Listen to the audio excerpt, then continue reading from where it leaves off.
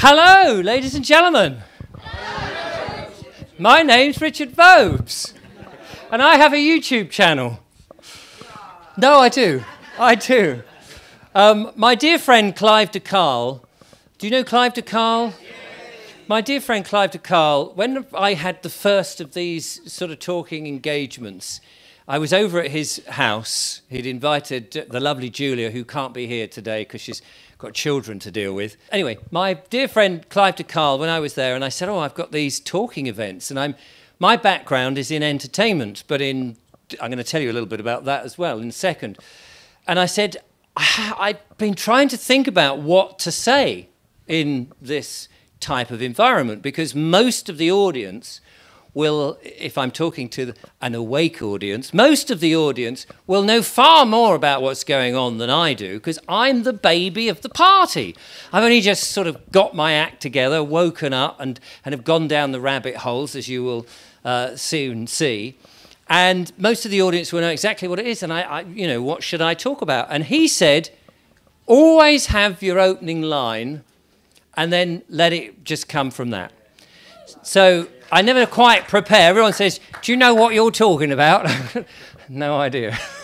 Other than, my name's Richard Vobes, and I've got a YouTube channel. Whereupon everyone goes, yeah, we know that. Tell us something we don't know. So, yes, I'm Richard Vobes. The question I always get is, when did you wake up? And I think, well, it was about 7 o'clock this morning. And Julia said, I think you better get up. You're doing a show today, aren't you? And I said, oh, yeah, I suppose so. And a monologue. And I record a daily podcast. Most people don't know this. I record a daily podcast called The Naked Englishman. And I don't do it naked, and it's audio only. Back in the day, when podcasts were audio only, never quite understand this thing when you see people and they've got these cameras, and very nice to see the cameras today because they're all very sexy cameras if you're into filming. And back in the day, podcasts were just audio. But these days, if you stick something on YouTube, they call them you call videos podcasts. Everyone said, I like your podcast, and I think to myself, which one are you talking about? Are you talking about the audio one only? Or are you talking about the video? Oh, no, the one with the video where you're sitting there doing a monologue and saying very interesting things. You woke me up. So I'm not surprised. I'm quite loud. Anyway, so I used to do this thing called The Naked Englishman. I still do it. And it's behind the scenes. I call it behind the scenes of a YouTube creator. And if you're interested and you want to know the inner machinations of my life, it's quite boring, really, because I go around with this little recorder and I'll talk to you as I'm filling the kettle or feeding the cat or standing out in the rain going, oh, it's raining today. But it's a bit cathartic because I've been doing that since 2005, and I'm so used to now just waffling. Julia often tells me to shut up, just pose for the camera. And I'm so used to this waffling, and it's great training. And one of the things that I want to recommend as part of my sort of set today is that we're in a time where we all need to be able to talk and get other people, those people who are awake, semi-awake, already awake, aware of what's going on. And I want to encourage people to set up channels, whether they're podcasts, whether they're YouTube videos, whatever they are, and get more and more of us talking so that the the Illuminati or the cabal, all those idiots, that think they're in charge, that thinks they've got a hope just because they've been planning it for decades or centuries or millennia or whatever it is, maybe from other planets or other spheres. It's hard to tell these days, so much information to take on board. But just so that they realise that we're waking up in massive numbers. And I think that, the more people, even if you've only got 5 people, 10 people, 20 people listening to you, the algorithm will start noticing that more and more people are telling the truth and talking about the life we want. But I think on a spiritual level, on a manifestation level, that's also very good, because the more positive spins that we put out there, the more we say, actually, we know what's going on, we're not having that, we're going to have a much better life, the more of that's out there in the ether that's continually being played on places like YouTube, Spotify, and all of that, I think is very good. So that's my big main message, and I didn't mean to get to it too early in the talk. So thank you very much, ladies and gentlemen. I'm now off to Peterborough to do a 2-minute talk over there. So I wanted to talk a little bit about my journey, because that's what people often ask. But first, I need to do a little striptease and take my jacket off, because it's actually quite warm in here. Could I borrow Karen to hold the microphone and do the commentary? You could do I was going to take your jacket off for you. Da-na-na-na, da-na-na-na, na-na-na, na-na-na-na-na-na, da-da-da. More! No. You don't want to see any more than that. Phew, that's better. So, ladies and gentlemen, I said at the beginning of this that I started off as an entertainer. And how long have I got, by the way? As long as I like, right, okay. I started off as an entertainer. When I was at school, I went to Forest Boys School in Horsham. So I'm a Sussex boy, although I was born in Hampshire, lived in Sussex from about 5 years old. Went to Forest Boys School, which is an all-boys school. And I was bullied quite a lot because I was a bit unusual there. I wasn't really into everything that everybody else was. I think that's now I'm beginning to understand why, because I'm still slightly different to a lot of people. Like all of us, we're all somewhat unique from a lot of the other people who've yet to discover that they actually have a reason to be here rather than follow each other about like loonies. And so I used to get bullied. One of the things that the boys used to think was quite fun was to use me as a battering ram against the school wall. Yeah. And I credit that with the losing my hair. I think that's probably the beginning of it. Or, you know, being bashed against the thing. They're trying to knock some sense into me, but actually I think it woke me up quite early on, but only to wanting to be somewhat difficult with the school, because I was a square peg in a round hole. And I remember when I came to leave, I left school at 15, thank goodness. I now look at it as thank goodness. I wasn't bright enough to go to Collier's, which was the grammar school back then. My friend up the road, Julian, who was a thalidomide child, very clever, but, you know, his mum took the horrible thing that we all now know was one of those test grounds for stuff that's going on these days. He went to grammar school, very intelligent chap, and I admired him because he was very clever. But I wasn't clever enough to go there, and I didn't really get on with everybody. And so I left. I wanted to get out as soon as possible. I remember standing in front of my careers master at 15, and he said, "Richard, what do you want to do when you leave school? This is like 3 weeks before you leave." And it was a bit weird seeing this careers master who, up until that morning, had been the chemistry teacher. But suddenly, you know, he'd become the careers master. Now he knew everything. And I said, "Oh, well, I want to be an actor, or I want to be a film director, please." And he looked at one of these little card index boxes. You remember the card index box? Back in the old analogue days. He looked in there, couldn't get any radiation or anybody snooping in that thing. And he pulled out a little card and he said, "Would you like to be a printer?" He says, "There's a printing job down in the Carfax. It's £30 a week." And I thought, oh, I could buy a camera with that if I did. So I didn't have any further education. I was thick as a plank. And so I went off to be a printer. But my world, my knowledge and stuff, actually, I feel, has been enhanced because I didn't go on to university. I didn't get educated into the leftist way of thinking. I didn't go into corporations and have tiers of people above me telling me what to do and how to think, and to have never been involved in HR departments and all of that. So, and I think and I've been self-employed pretty much all my life, and I think if you're self-employed, you have to live on your wits. You wonder where the next sodding job's coming from. And if you're living on your wits, you're having to think and use common sense and critical thinking. And I think that, for me, has been absolutely essential in all my life. Doesn't mean to say I've made huge amounts of money or anything. We've all done our crap jobs. But it has kept me away from becoming, well, I was going to say like a sheep. But the people that went and lined up to get the injections, they're not really sheep. Because I spoke to a farmer about this, and he said, I don't know if you've ever tried to get sheep to have an injection for their whatever it is, what do you call it, the stuff, the worming stuff or all of that. He says, they don't like it. They don't line up all nicely. Oh, yeah, I'll have some of that, please, because I'm frightened. I'll have some, please, just in there, in wherever you like. They run a mile, so they're not sheep. They're more like lemmings, really, these people. They're quite happy. Oh, there's a cliff, I'll jump off it. Yeah, there we go. Oh, there's a needle, I'll jump on it. Oh, nice. So it's more like that, really. So I think being self-employed and living on your wits has been absolutely crucial to me. I don't know how you feel about that. And people wake up at different stages.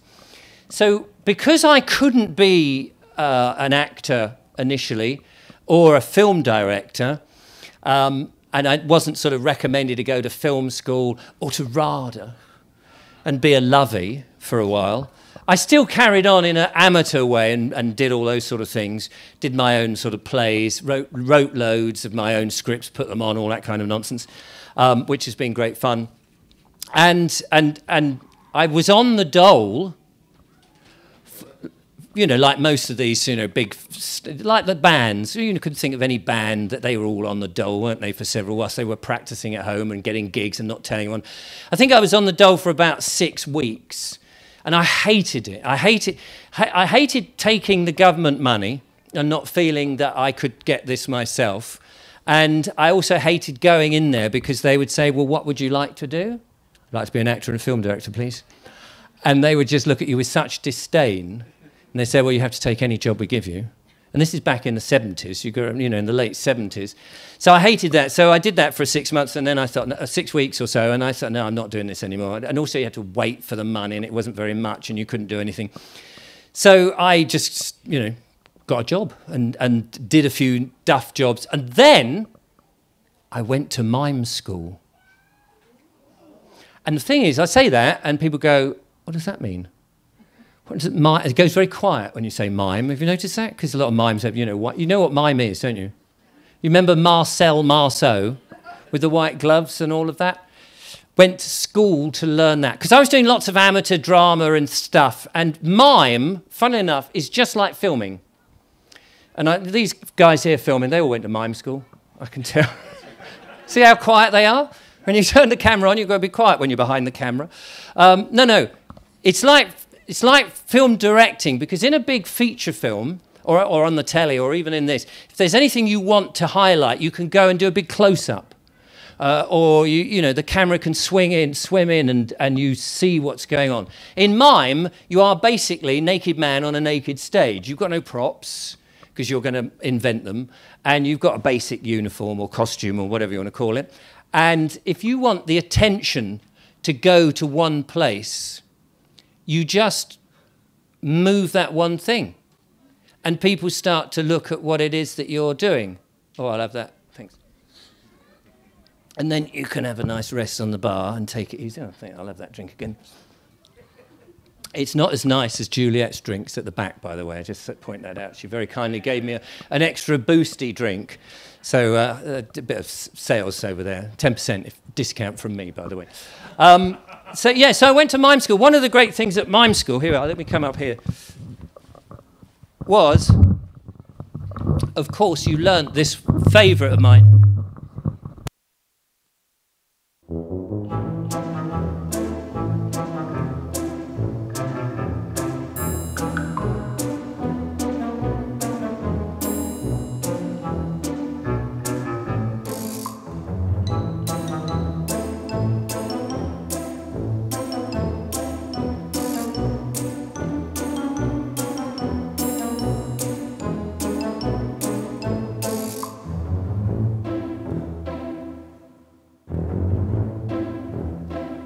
When I went to mime school, you met other people who were doing all these other circus skills.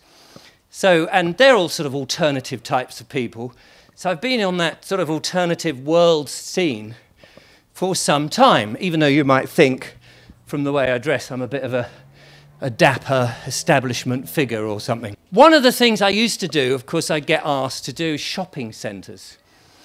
I know you're all looking here saying, but we came here for freedom and truth. What's he on about? What's all this mime school rubbish and juggling? We're getting there.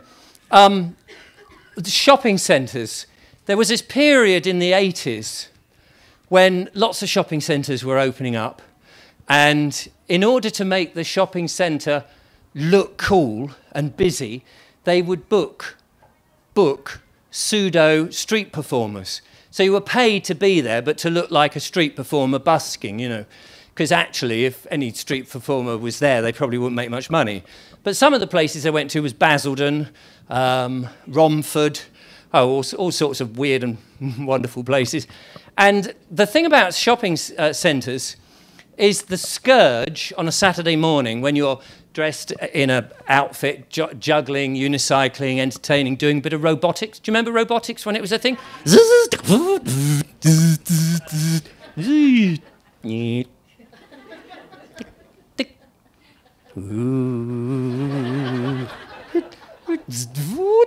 All of that kind of nonsense that I used to do.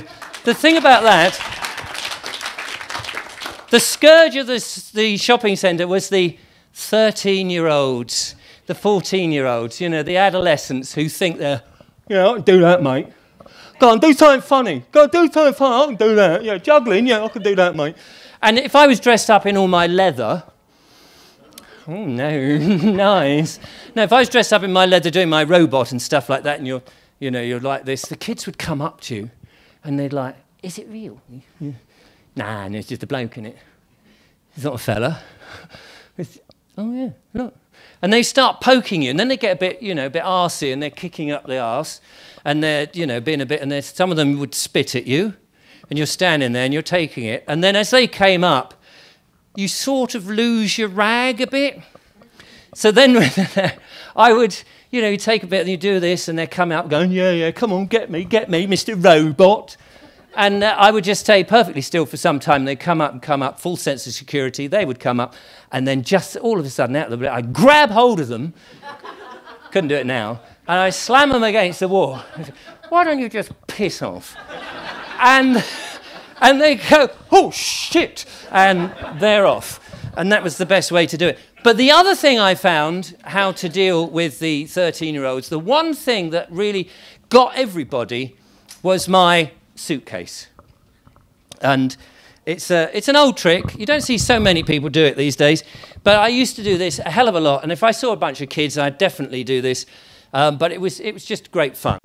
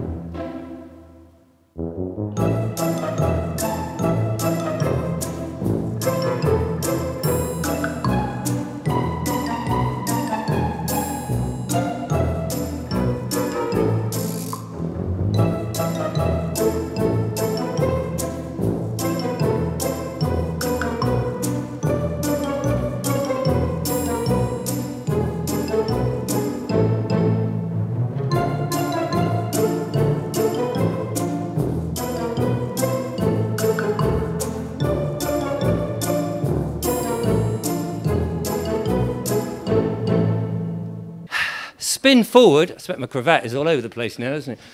It's a scourge. Yeah, so that's something.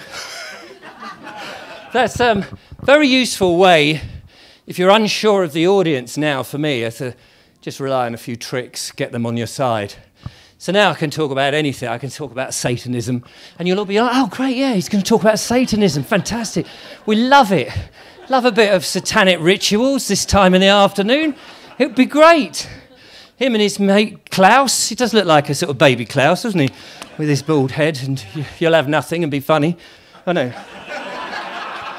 One of the two. Anyway. So I've done that for a while, and then I must tell you that I have been involved in mainstream media. Yeah. I had a children's television series in the mid-90s, 96 and 97. I put this idea together myself with a friend of mine, wrote scripts, and we filmed the pilot, because I wanted to be this actor stroke film director, and I thought, I don't know, kids' TV, that might be the way in. So I sold the concept of Laurel and Hardy in spacesuits. And these were two spacemen from the planet Squadge who are going on holiday in their space rocket. They crash into an asteroid and they land on Earth. It's kind of a narrative that they're trying to sell now, funny enough, isn't it? What with all the UFOs and things coming along. It's funny how it goes full circle. But I was there first, thank you. And they were called Snug and Cozi.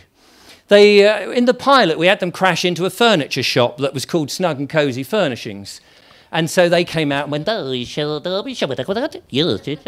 snug, cozy, oh, you'll snug, hi, cozy, oh, shabbat. So they talked in this gobbledygook. Do you remember Pingu? It was worldwide.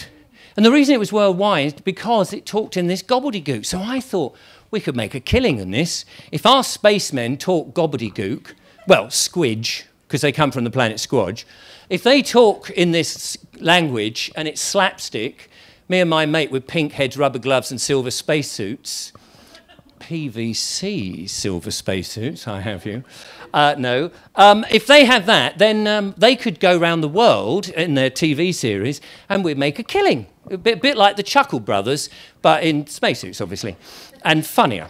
So we, instead of to me, to you, to me, to you, to me, to you, all right, Barry, it was a cozy, what schnubbert, what's your shabbat again, the shim-flufford? What? The shim-flufford? Yeah, the shim-flufford. Shall we go a shabbat and then push another shim-flufford? Oh, no, not a shim-flufford. No, no, no. If you polish it up another flim-shabbat with a flim-soft. Oh, sog snubber. And so it went on like this, and we got up to all sorts of amazing sort of things. And we sold this to Scottish television, but it went on the ITV network. So I had a bit of experience in television.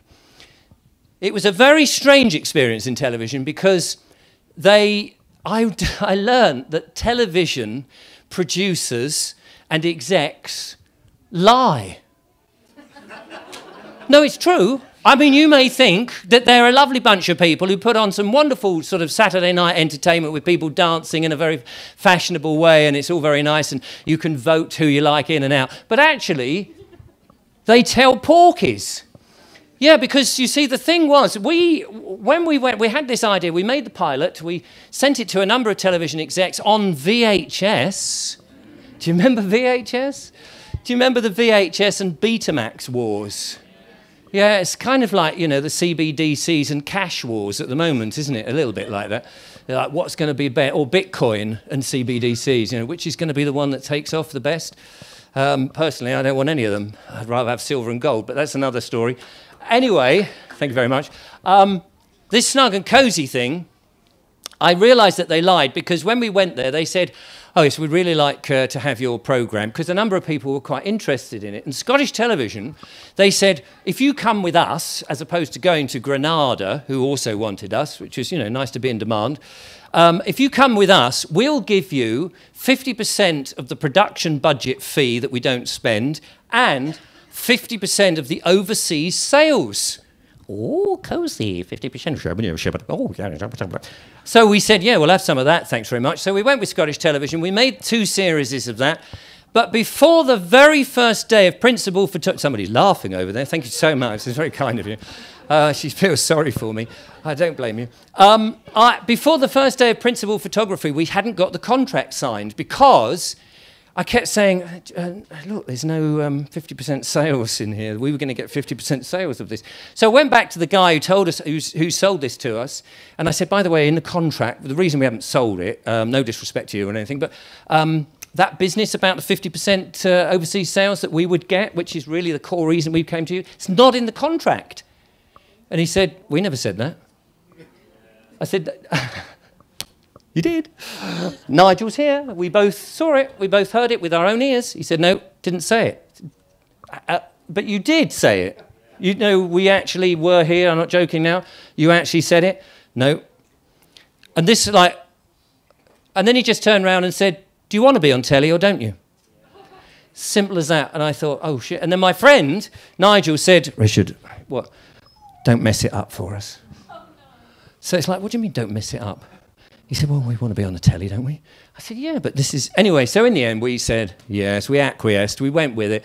They mucked up the TV programme, wasn't as good as we intended it to be, but we learned a lesson. The next series of something new, we would know how to negotiate.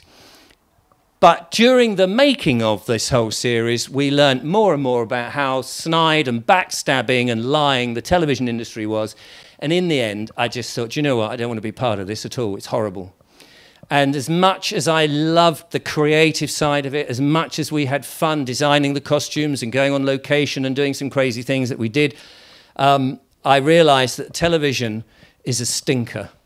And, of course, it lies. And it doesn't just lie behind the scenes, they even lie on the screens. I don't know if you've ever seen something called the news. But when I used to do extra work, they'd say, oh, we'll have you walking across here in this terrible crisis scene. OK, when's this going? What's this programme for? Oh, it's just for the news. What? No, it hasn't happened yet, but we're just filming something in case it does. Really? No, I made that bit up. But that is effectively what is going on. And that was in the early 90s. So I didn't go out. So I thought, OK, what do I do? And then I realised that YouTube was a bit more than Charlie Bit My Finger. Do you remember that? And Fenton. Fenton! Do you remember all that? It was a bit more than that. And I thought, you know, I could do a show on YouTube. But what do you do? I was used to the television budget that they had. They had, for this 10-minute Snug and Cozi thing, £30,000 an episode. I know. My house that I had just was buying was £45,500. And I was paying that for 25 bloody years. And of course, you don't just pay £45,500, do you? You're paying 3 times that amount. And then if you get divorced or anything like that, well, forget it. So £30,000 an episode. So you can see why I was a bit, you know, if there was like half the... And they didn't spend all the money. We realised that they'd saved about £100,000 on the episode. So that was the budget they got from the ITV network, and they pocketed £100,000 each series. So I could tell that, and they wouldn't, you know, give us 50 grand to set up our business as a production company, doing it for the kids, doing something, you know, making the kids' life fun.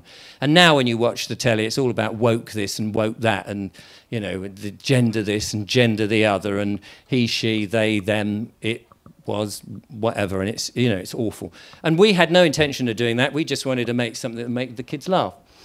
So YouTube came the thing, and I became the bald explorer. And I went out doing landscape, heritage and nature, because I thought this is an amazing country till they build on it and put in all these horrible, massive amounts of new estates with no amenities and things anywhere. And have they thought about how we're all being cramped in? And it's funny, all those houses, they just look like on a concentration camp, don't they? Oh, yeah, it is a concentration camp because you've actually concentrated a bunch of people, all the sort of similar, and the houses look identical, maybe 5 variants.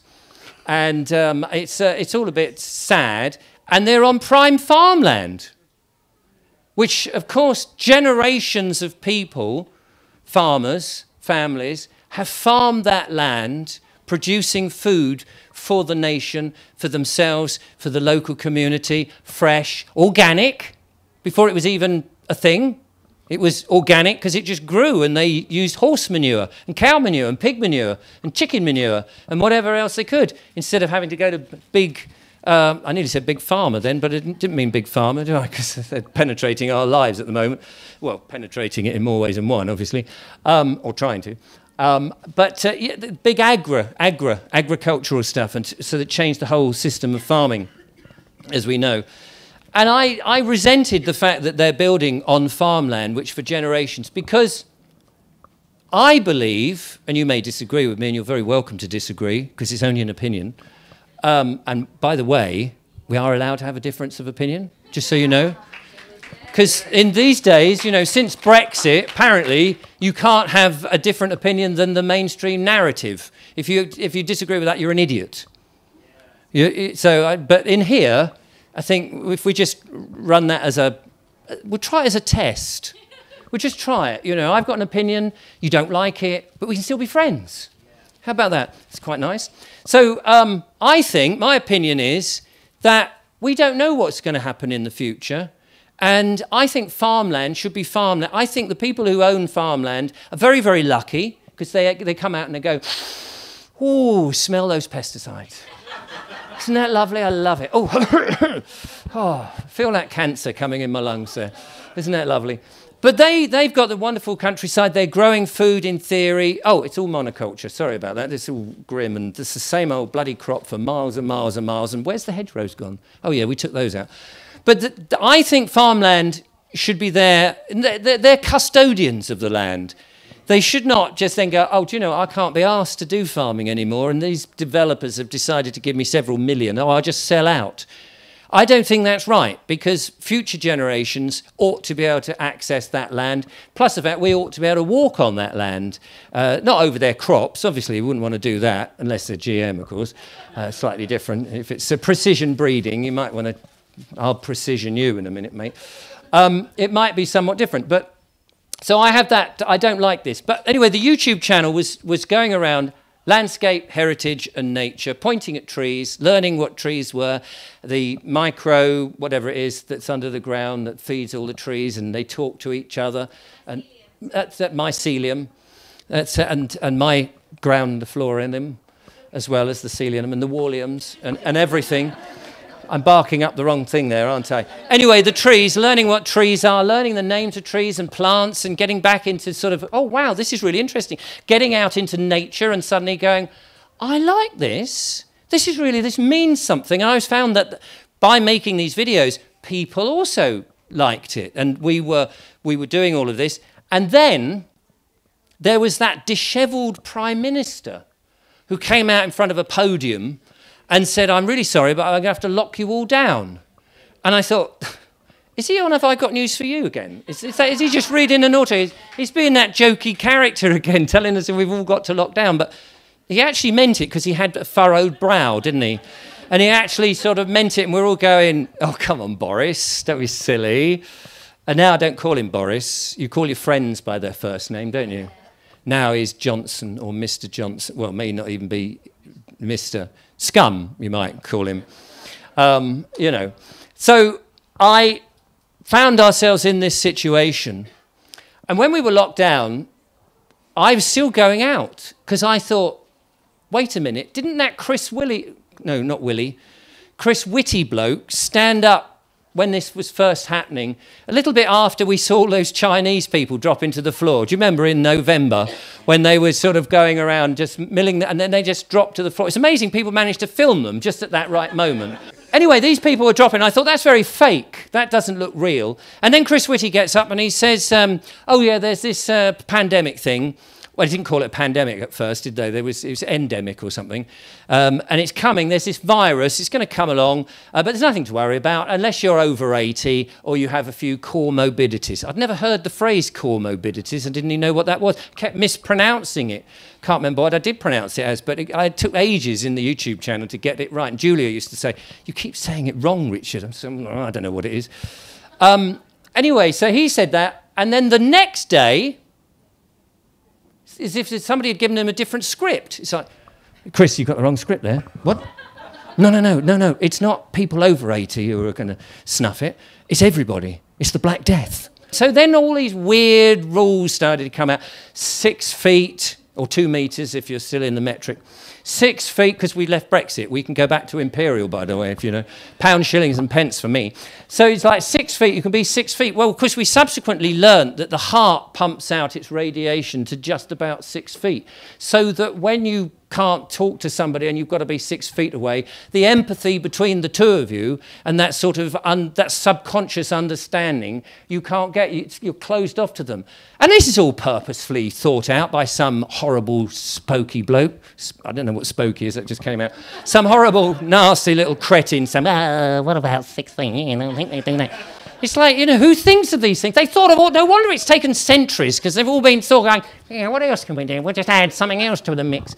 So there they are doing this, coming out with this, all this sort of rubbish, we've then, you know, we're going to have to ask you to, you know, not go near people. First of all, before the lockdowns, it was, you know, keep your distance, all this sort of crap. And then we had the 3-word business, didn't we? Save the NHS and keep your distance and government is crap and things like that. Those sorts of very important 3 words.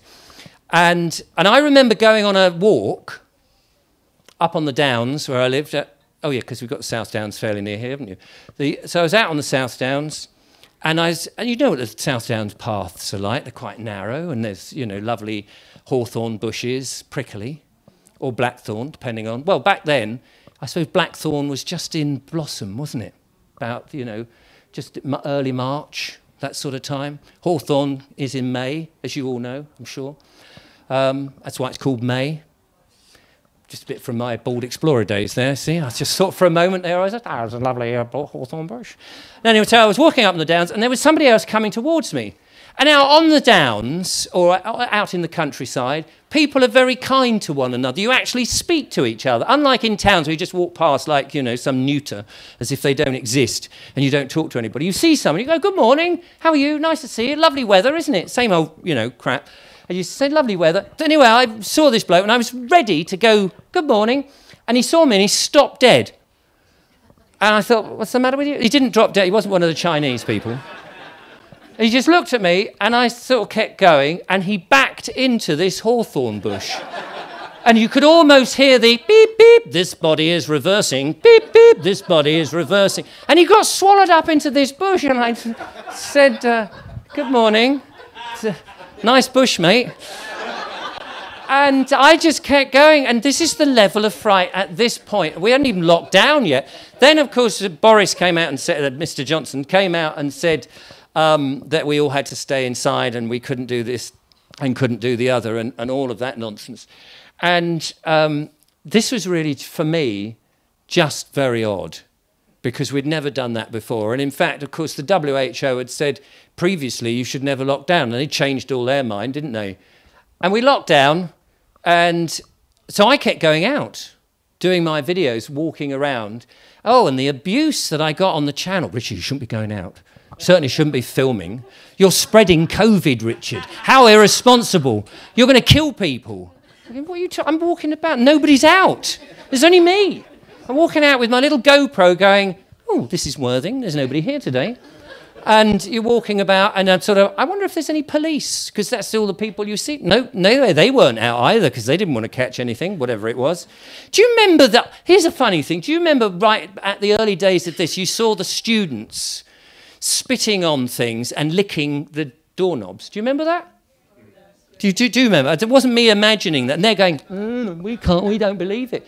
That was the students being rebels. What happened to them? I mean, obviously they all died, but no. But what happened to students being rebels? I mean, you know, look at around here, and I see pretty much similar sort of age group. And we were rebels when we were teenagers. We would have done, perhaps not licking spit, but we would have done others, you know, silly things. But now, the teenagers have got, oh, no, this is serious. Don't lick the thing. No, go and take the jab. Come on, like everybody else. They've sort of acquiesced, haven't they? It's very weird that we've now carried on. We kind of became establishment, and then we all started to notice that actually this isn't right. There's something a bit weird going on. And we sort of became sensible again and being anti-establishment. Thank God for that. But it's weird how the kids used to do that. So then, of course, we had the lockdowns, and my son, Billy, my youngest son, not the one that got married, and he's got a 30 grand debt, thanks very much. He also went to university, so he's got a debt from that. He seems to be like, oh, I must get another debt. It's a bit strange, isn't it? You know, it's like, oh, yes, I don't care. CBDCs, they'd be great.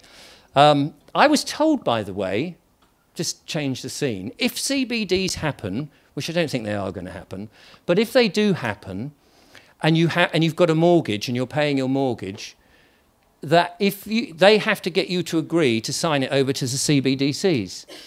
I am told if you do that, then you have to carry on paying the mortgage. But if you don't, if they say, well, fiat currency isn't a thing, then effectively your mortgage is wiped out if you don't acquiesce to the other system. That's what Sovereign Pete told me that. He's a liar, isn't he? No, I don't know. He's probably watching this. Sorry. But that's what he told me. Incidentally, I was uploading that video when I got the strike. So they probably don't want you to know that. Anyway, that was a by the by. So my son, Billy, the youngest son, he worked at A&E during the lockdowns as a receptionist. And it was very interesting. He was living at home then. And he said to me, it's very strange, Dad, because the policy's changed now. If somebody's got COVID or COVID symptoms, they come to the door, there's a barrier on the door so nobody can get in, and we have to stand there all masked up and say, yes, what's your problem? And, if you've got a broken leg or your blood's coming out of your head where an Arctic lorry hit you, you're allowed in. But if you're like a bit sniffly or you say, I think I've got COVID, what they did was they would march you out into the car park. This is no joke. They would say, right, okay, out into the car park, no matter what the weather. And they would say, stay there. And they would take the names and addresses and then send them home. And he would tell me this, and I thought to myself, what? Because you know what it's like if you get a lump and you look, ladies might have one on a, sorry, it's a bit warming up a bit there. Might have it on your thumb or somewhere. But if you had a lump on your hand and you go, oh, I don't like the look of that, you would normally go to your GP, wouldn't you? And the GP would go, oh, I don't like the look of that. I'll go and get you a referral. And you get referred to the hospital and you go in and they go, oh, don't like the look of that. And then they do an X-ray and fill you up with EMFs and all that, so you've got more cancer coming anyway.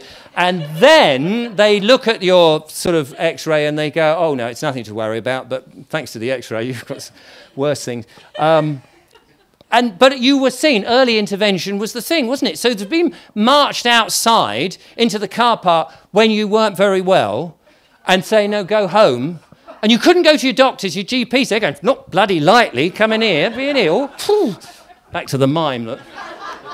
Oi, let me in. They didn't want to know. And you just think, well, this is very... the only way you could go into hospital at that time was if you were blue in the face and couldn't breathe. And then you were put onto a ventilator that killed you. I mean, you couldn't make it up. And I remember at the time, because of the lockdown, Julia and I used to do a live show called the Vobes show. And it was all nostalgia. We'd do impressions of all sorts of silly people in the past. We'd do silly games like Show Us Your Knockers. And people would send a photograph of their door knocker in, and we would say, can you guess which of the audience's door knocker was that? It was, quite innocent with a bit of, oh no, something like about, all that kind of nonsense. But every now and again, I would mention in the show about how silly it was that these COVID rules, because we're all, it was the elephant in the room, but the audience didn't want to hear it. They were going, no, Richard, don't talk about that. We don't want to know. Nothing to do with any of that. And I thought, but this is like the most weirdest thing that has ever happened in my lifetime. I wasn't around in the Second World War when bombs were dropping and you could see who the enemy was. This is our government telling us this stuff, and everything's upside down. If you're ill, you can't go to hospital. What's the point of them? Oh, don't worry, we've got these mega special hospitals that we're going to open up and nobody's going to use. So lockdown happened, and we all went through all this, and the biggest thing about lockdown, though, that was the most weird, I think, for me, the thing that I have found the hardest, even now when I think about it, is the fact that people went along with it. Intelligent people who went to university, who've got degrees, and family and friends, they all went along with it. No matter how gently you might broach the subject, you couldn't get through to them at all. And that, to me, was the most bizarre thing. Then, of course, at lightning speed, we had this amazing medicine, the super medicine that was going to get rid of at least, I don't know, what is it? Leave 500 million people left on the planet out of the 8 billion. That super medicine that's supposed to, protect us from everything, which we've, of course, as it went on, we've realised has actually made you more vulnerable and killed all your natural immunity, that stuff. Meanwhile, people were trying to tell us about that with the Great Barrington Declaration, but, there was only one science, a bit like climate change. There's only one science, and you've got to believe it. There's no argument whatsoever in any of this stuff.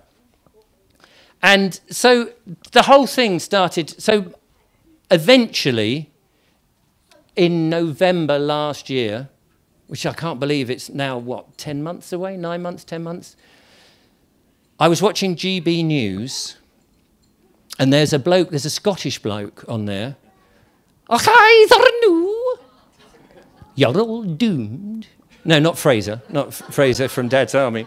The doom and the Mannering. But good old Dower, Neil Oliver, he said, he was talking about, in November last year, we had the business with the fuel crisis going up and everything was very expensive for the first time. And he said, what would happen if you didn't pay your bills? You know, they're expecting us to pay these bills. What would happen if everybody didn't pay their bills? And I thought to myself, that's a cracking idea. That's a cracker. I thought, what would happen if we didn't pay our bills? So I changed my tune on the Bald Explorer stuff, and I just sat down on a little chair in my front room that a few people have said to me, is that green screen you're using? Is that a fake background? No, it's my chair, actually, in the room. Thank you. I sat down on there, and I just said, is he right? Is Neil Oliver right? Should we not pay? It's just as simple as that. Now, normally, over 5.5 years it had taken me to build an audience of 26,000 subscribers who enjoy me talking to trees or looking at lovely old landscape and things like that, and peering down old wells and going in churches and all of that and talking about it. 5.5 years to build up to 26,000. You know, you think, oh, look at that. It's amazing, isn't it? 26,000. And I did this one video, and over 3 days, and ordinarily I would get like 3,000, 4,000 views if I was lucky, and you think, oh, look at that. You couldn't get them all in the same front room, could you? Over 3 days after saying, is he right, Neil Oliver, I had 100,000 views. I was thinking, my God, that's a bit worrying. So I did another video on a similar vein, and you know, about 80,000 views. And people were saying, we need to talk about this. And I was reading the comments, and I thought, what? Hang on a minute, because in the past when I've said this, people were saying, no, no, don't talk about it. But now this was a different audience. Because the old audience were going, you're just a conspiracy theory, Richard. Don't go down that road. Somebody said to me, he said, you know there's a lot of money to be made in conspiracies. I said, well, I'm not doing it for the money, but it would be nice after 5.5 years to make something from YouTube. Thank you very much. But that wasn't the reason. 80,000, 100,000, I kept doing them.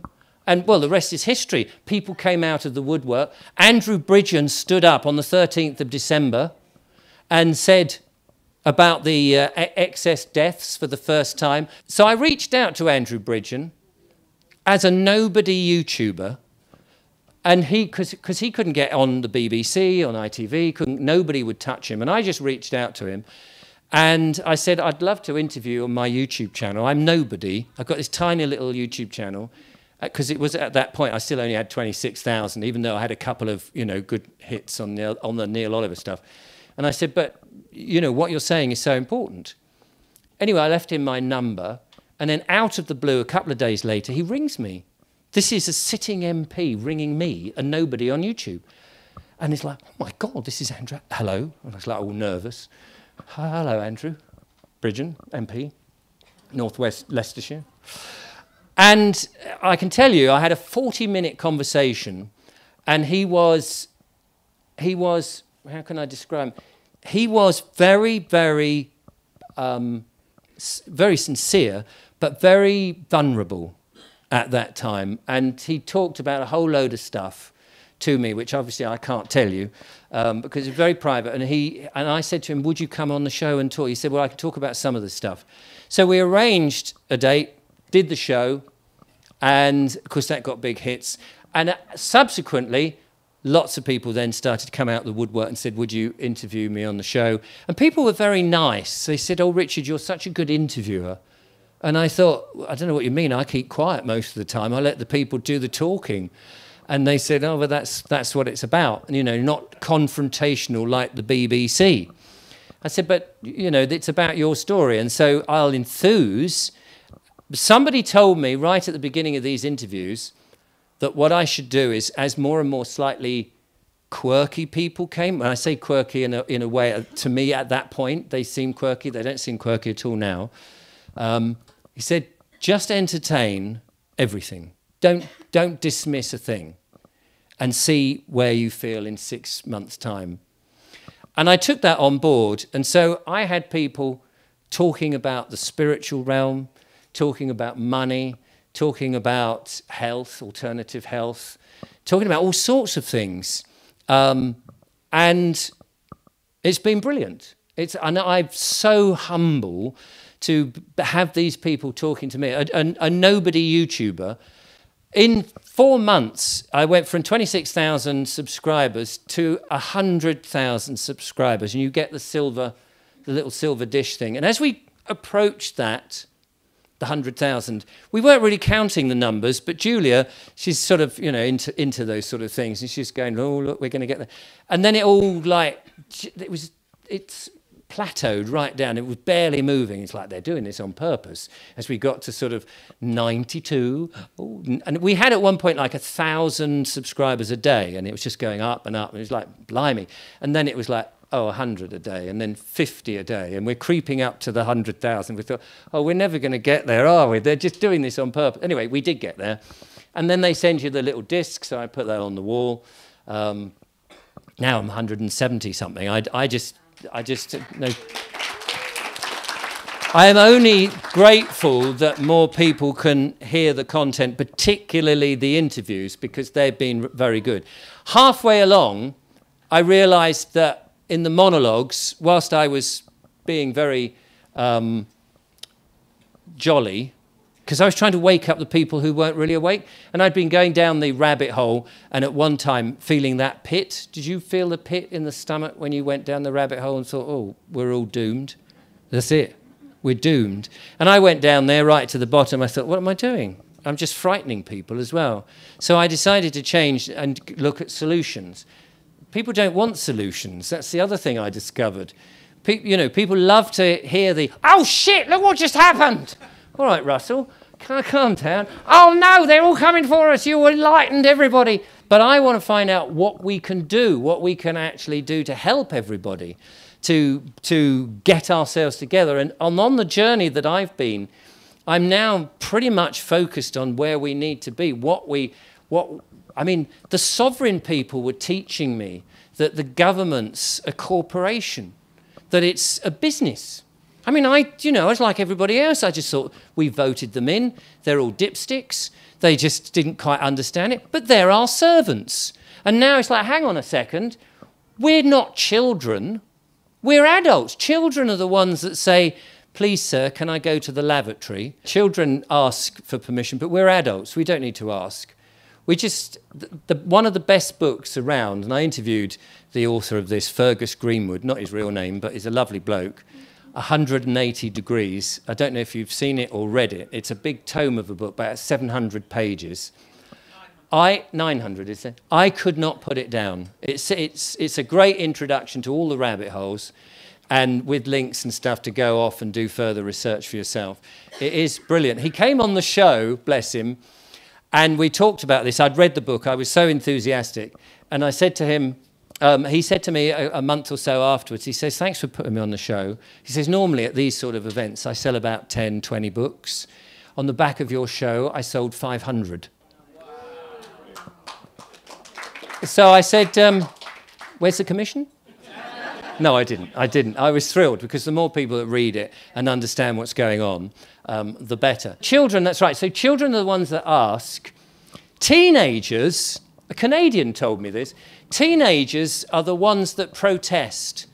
And they sort of go, I want to borrow your car. No, you can't borrow the car. You're not old enough. Or, I don't want you to dent it. And teenagers are the one that will make a big, oh, but yeah, no, come on, please. And they'll, I mean, I know kids would do that, but they'll protest. And you see people protesting, and whilst protests can be good, do they really ever achieve anything?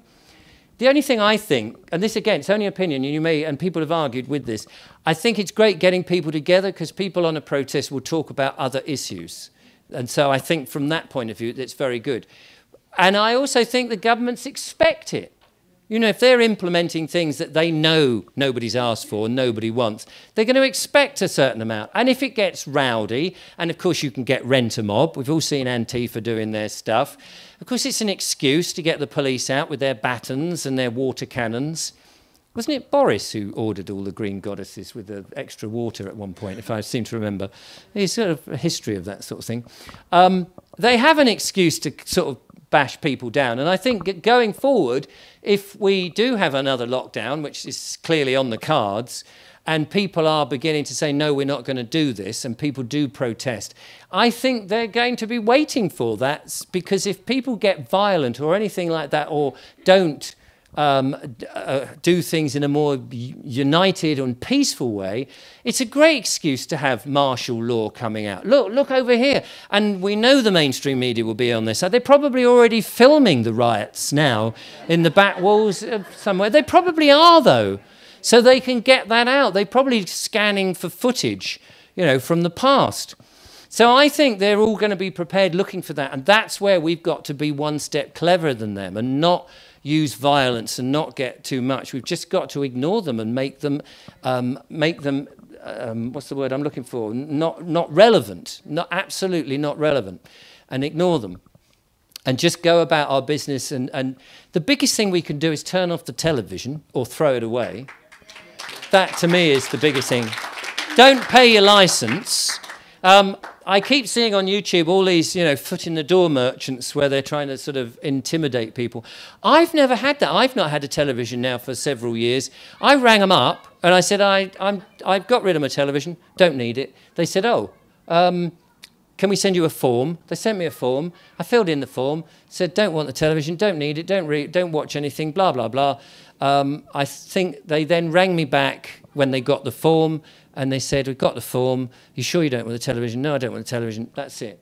Then 2 years later, I had another courteous phone call, and they said, do you want the television license? No, thanks. Okay.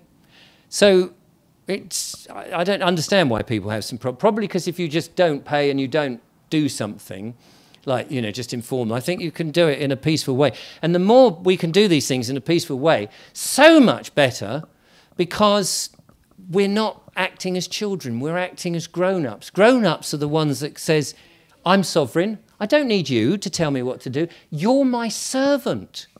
We've put you there to do what we want, and if you're not doing what we want, goodbye. I personally think, you know, it's like the government have a monopolies commission, don't they? Well, the government itself is a monopoly.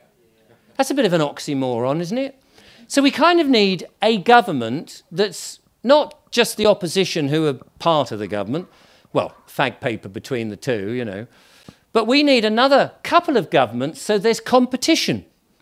And if you had several governments, you could actually go, actually, you lot aren't doing what we want, so we're going to go with this very nice one. We all in this room could form a government and start doing things. And then if people said, do you know what, this government's quite nice because they're not photographing us down the street everywhere we go. They're not selling our data left, right and centre. They're not taking our biometrics. They're not sexualising the children at school and saying that children are a sex object. They're not actually blackmailed with pictures of kids over them in dodgy positions, which many of the politicians obviously are, because they're otherwise, why are they going along with the crap?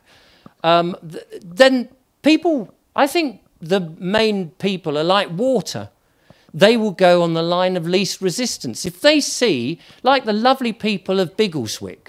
Have you heard the people of Biggleswick? That's a lovely society. Those people, who hasn't heard of the people of Biggleswick? Just a couple of people. There were a few people. I've never heard of them. Clearly haven't watched all my videos, have you? I watched all your videos, not the Biggleswick one. Well, didn't watch that one. The people of Biggleswick, basically, it wasn't a real place at all. I made it up. Biggleswick is between the counties of Goodfordshire and Beston. I don't know if you know those two counties. Well, it's right between there, Biggleswick. And basically, the council of Biggleswick wanted to have a 15-minute city. They wanted digital IDs. They wanted flower pots in the middle of the road. They were putting up cameras, ULEZ, all that kind of stuff. And the people of Biggleswick were saying, well, I don't like the idea of this. So they got together and they said, actually, council, we don't want it. The council said, tough, you're having it. So they said, right, OK, well, we're coming over here. Shall we form our own council? Instead of giving them the council tax, let's all just pay our own council. So they set up their own council. and they decided they weren't going to have it. So in the end, the people over here didn't have any money coming in, and nobody was paying any attention to them. All the money was going to the homemade council that they had. They had proper elections and got people in, and they started to do stuff. They were filling in the potholes. They just employed the people who normally do the potholes because they got the money now from the people. And they turned their back. That was the allegory that I used in one of my monologues. Of course, I forgot that people who watch my videos watch from all around the world. So English people, British people, I should say, probably knew there was no county as Goodfordshire or Bestham. But in Canada and Australia and in America and various other places, I would get these emails going, "Hey, Richard, any chance you could put me in touch with the people of Biggleswick? We want to know how they did it." And I had to tell them, no, this was that was an allegory. It was my point was, and it was like, oh shit. My point was, we are the people. We can make things happen. Okay, we've got to wake other people up and take us on the journey. But you don't have to tell people. Everybody needs to know they're paedophiles or they're satanics. You just have to say, look, what is not working in your town here? Do you want cameras? Do you want the supermarkets running out all the independent businesses? Or do you want family-run businesses? Do you want places where children feel safe? Do you want, all the good stuff instead of being, drive in a bus lane by mistake and then end up with a bill coming through? Do you want that penal system where you've done nothing wrong? Where's the crime? Do you want to have your council tax actually go to paying for terrorism and going off to money to support wars that you don't want in the first place? And most people would say, no, I don't actually. I mean, those that do, you could kick them out of the community. I want to fend wars. I like having children. Right, okay, we know your card. And I think people are like water, and they'll come along with you if you find the things that they find difficult to accept. And I think we the people can do this, and we've got to do it, because there's no cavalry coming over the hill. And if there is, and I don't know, I've only recently sort of been told that these Q drops things could be a real thing, and that it could be. I mean, I don't know, I haven't really worked that bit out for myself. There's so much, every day there's a new thing. But we've got to get up off our bums, not now because I'm doing a show, but we've got to get off our bums and start doing, and we are though. The initiatives are happening all over I'm amazed. People email me all the time. I can't keep up with the emails. We've seen that people are looking at growing their own food. Thank God. Who goes to a supermarket? I don't go to the supermarket now. I boycott them.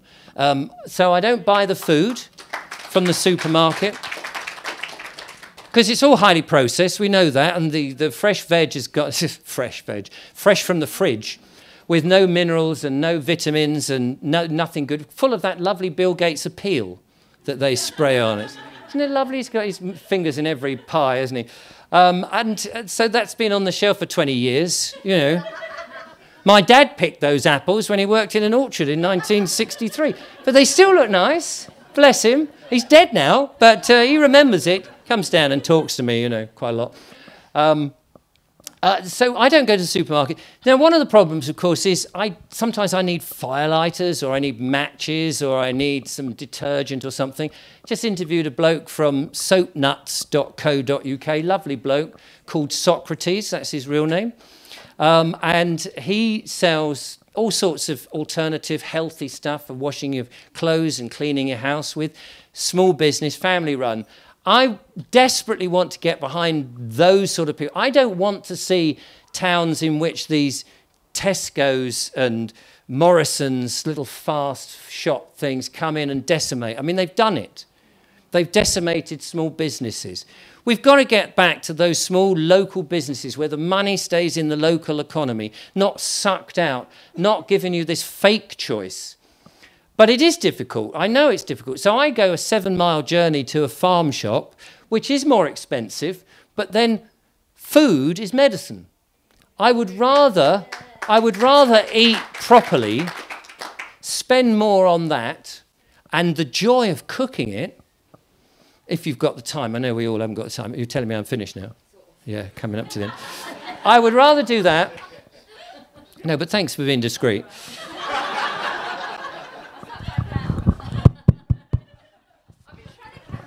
Oh, have you? I'm so sorry. So there's loads of things to do. I've got 2 more gigs in Peterborough and Nuneaton this week. I'm just trying to work out the materials, so I'm just using this as a sort of, yeah. Please, if you can brave it, talk about it, get YouTube channels, get podcasts, even if you don't show your face and you put clips up. I think the message that we are doing something, that we are going forward and we are positive, is filling the spiritual plane, that sort of thing. We have to do that because this is a spiritual war as well as a physical law. I've just read this amazing book, which is very old, called The Power of Now. It's a fantastic book by yeah, you know him. Brilliant book. So I'm learning all the time. So next year, if you ask me, I'll do a bit shorter. I may have some more, but there's so much good stuff out there. We're all really fighting hard. You guys, just by being here and taking part, are the stars. It's not people like me. You're the ones actually doing stuff, and you're doing it. And I applaud you, because together we will win this. There is no other way, and that is what we've got to take forward. Thank you very much, ladies and gentlemen.